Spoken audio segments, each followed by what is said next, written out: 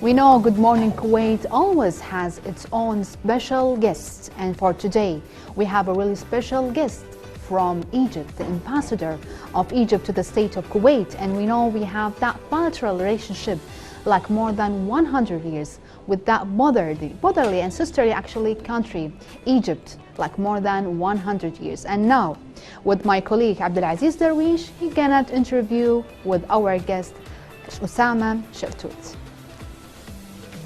We are back to our show again. Good morning, Kuwait. We already I was special thanks to my colleague Sarah Al-Bakr for presenting today for our distinguished guest. So we are delighted to have with us today His Excellency Osama Shaltout. He is the ambassador of Arab Republic of Egypt to the state of Kuwait. Hello, Your Excellency. It's a privilege to be with us today. Good morning. It's my privilege as well, and good morning to Kuwait. And thank you for inviting me for this special edition on the relations and COP27. You're most welcome, and thank you so much for joining us today. The state of Kuwait and Arab Republic of Egypt share a unique relationship from the past and the present, and even also in the future, and also launching from the Egypt national anthem Biladi Biladi Laki Hubbi wa Fuadi. It represents also the Arab Republic of Egypt, about their history, their culture, and the state of Kuwait and also Egypt. They have a unique relationship. We call it trade exchange. We have also culture exchange, and we have too many things to talk about today. So what about the summit, Your Excellency? So now we'll talk more about the Kuwait-Egypt relationship. What do you want to say in this thing? The Kuwait-Egypt relationship, it goes way back throughout. It's deeply rooted in history. The relationship goes back to 3,000 years ago between the Pharaoh era and the Dolmen civilization here. We have artifact which is shown in the National Library here for artifact, 3 stamps that goes back to the Pharaonic era. Throughout those years, there have been a strong relationship between Kuwait and Egypt, and recently, 200 years ago, there was missions for education missions that went to Egypt, to Al-Azhar, and started, and also the Kuwaiti House, which was established in the early 40s, and it was a pioneer project that enlightened and was that later on it introduced several culture magazine which is worldwide respected, and they have an Arabian audience as well. We have other sectors. We are bound with Kuwaitis with 105 an agreement which lays out the legal relation between the two countries and set up the relations. We have a joint committee which is headed by the 2 foreign ministers. Nice. The 13th round is going to be convened in the first quarter of next year in Egypt, which will consider all aspects of the relation between the two countries.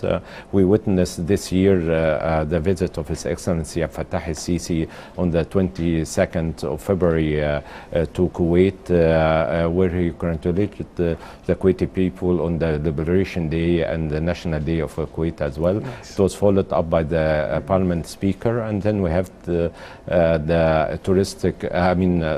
the investment delegation, which was the biggest ever in Kuwaiti's visit to Egypt, and lately we have other cultural activities as well. Nice. And we also, Your Excellency, we appreciate the bilateral diplomatic relation between the state of Kuwait and Arab Republic of Egypt, because it's our privilege and happy you are with us today, Your Excellency, to talk more about the Kuwaiti-Egypt diplomatic relation. Thank you so much for sharing the informative information on behalf of our show Good Morning Kuwait. We're sending our gratitude and appreciation for our friends, our brothers, Arab Republic of Egypt, because we're sharing this unique diplomatic relation for a long time ago. And now let's going back about something we are very proud of, about the UN Climate Summit COP27. It was already launched in Sharm el-Sheikh with participation. It's already approximate 200 countries. It was a great event, Your Excellency. We are very proud that Arab Republic of Egypt already launching and hosting hosting this event. What do you want to say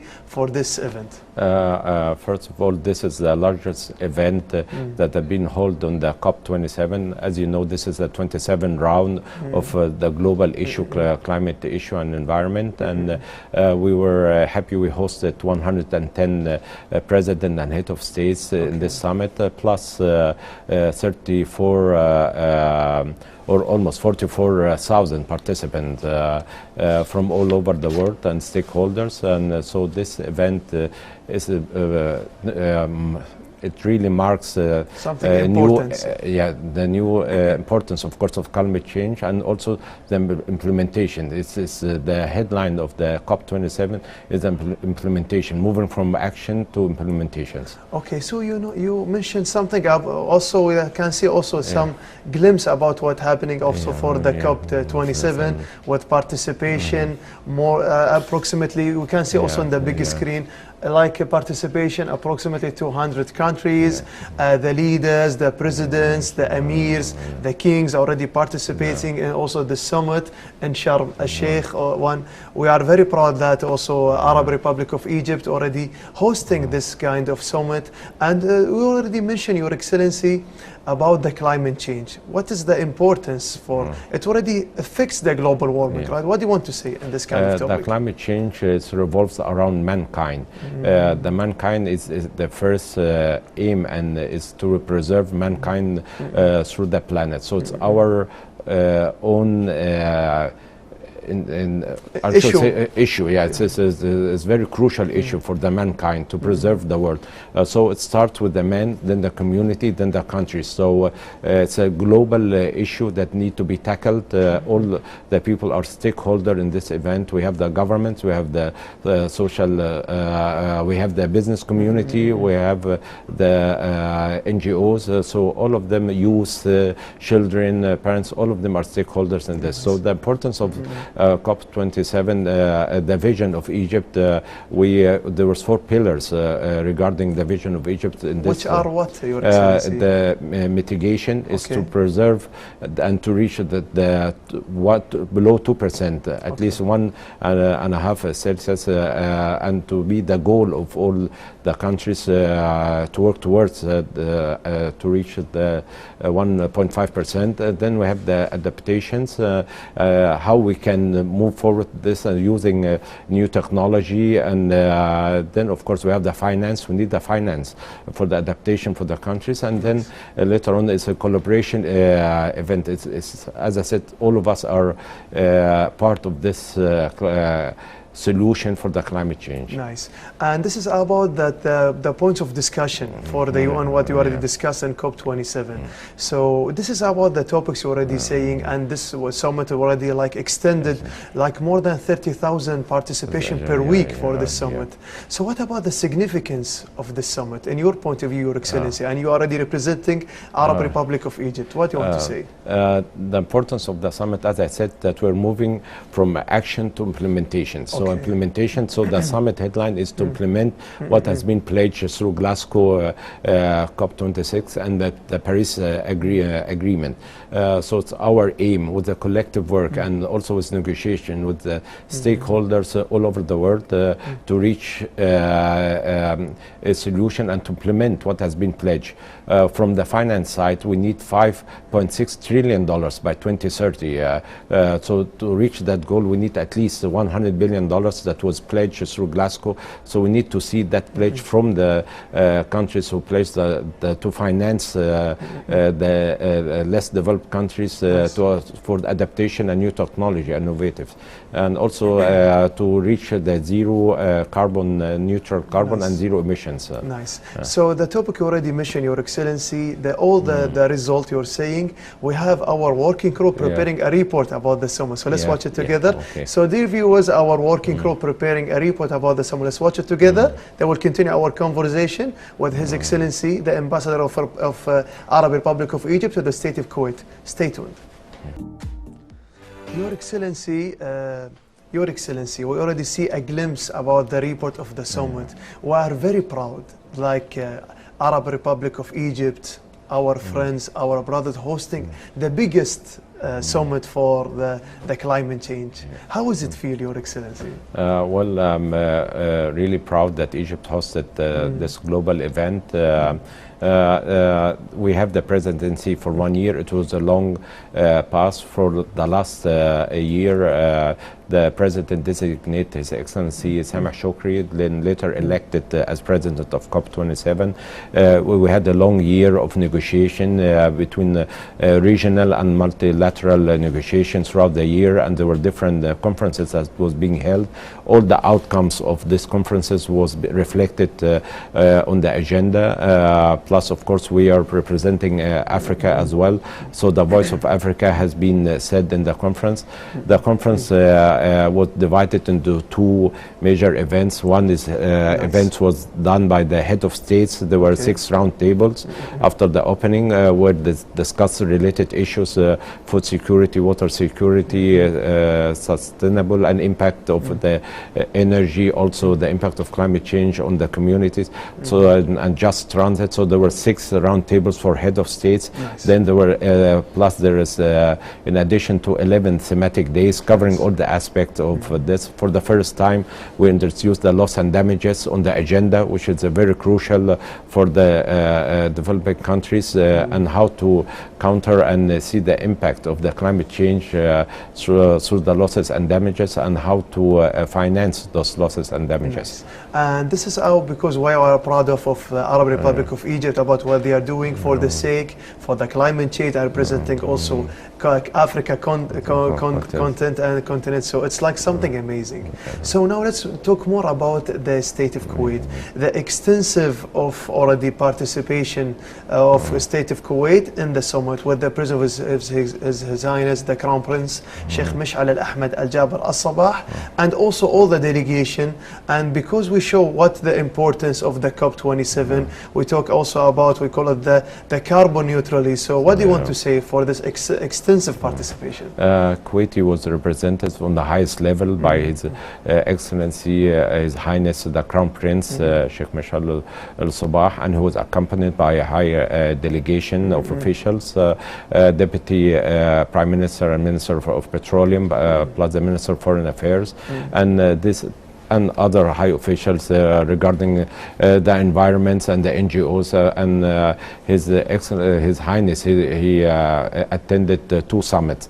The first one was the summit of the climate change COP27, then also the summit hosted by His Highness the Crown Prince of Saudi Arabia and the Prime Minister regarding the MENA region for climate change, green region for MENA region. And those 2 summits are really important because they really affect the region. And also there was a pavilion for the Kuwaitis where they presented and showcased what the Kuwaitis has done through the climate change, and there were other discussions with the panels as well.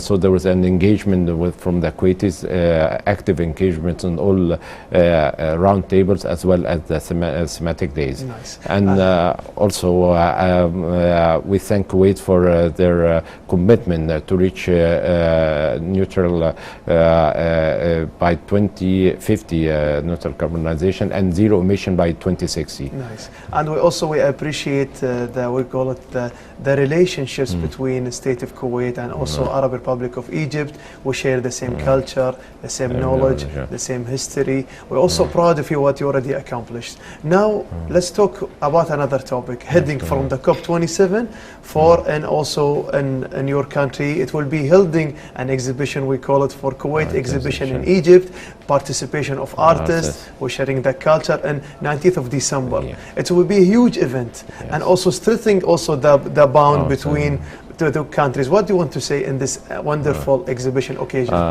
This exhibition, it highlights all the ongoing bonds and cultural activities between the 2 countries. This is the 13th round of the exhibition, and it's under the patronage and of the Prime Minister of Egypt. And the exhibition is consists from industrial to culture to investment. It covered all aspects, and we're happy that this event is taking place before the end of the year. We had other exhibition as well, Kuwait exhibition from painters and artists last week. It was Kuwait in the heart of Egypt, so we also commend the exhibition. It was a great success, and it brought the two countries together through exchange and cultural exchange as well, and also to foster the relation in the cultural section. Also Egypt, we're going in the green culture festival. We're going to participate with a band from so it will be banned in the green cultural? Yes. Yeah. Yes, as well, yeah. And we have, and also the book fair. We have 56 publisher offices are participating in the Kuwait book fair. So it's an ongoing process in all aspects, and we are happy about the standard of the level of the relation. It's an excellent relation. It's development relation in all sectors. Nice. And we say all the times, Your Excellency, our good times run very fast. We didn't fill the time. Thank you so much for sharing this information. And also we are also always appreciate the bilateral diplomatic relation between the State of Kuwait and Arab Republic of Egypt. And thank you so much for mentioning about the mutual culture. And the next event for the Grain Cultural Festival will be for hosting by NCCAL, and also International Book Fair. You're already presenting here and for your country inside the fair. Thank you so much. Thank you very much. So dear viewers, we already appreciation and also thanks to His Excellency Osama Shaltout, Ambassador of Arab Republic of Egypt to the State of Kuwait. You're already sharing with us about the Co-op 27, and now our working group preparing for you a report about the Co-op 27. So let's check it together. That will continue your show, GMK. Good morning, Kuwait.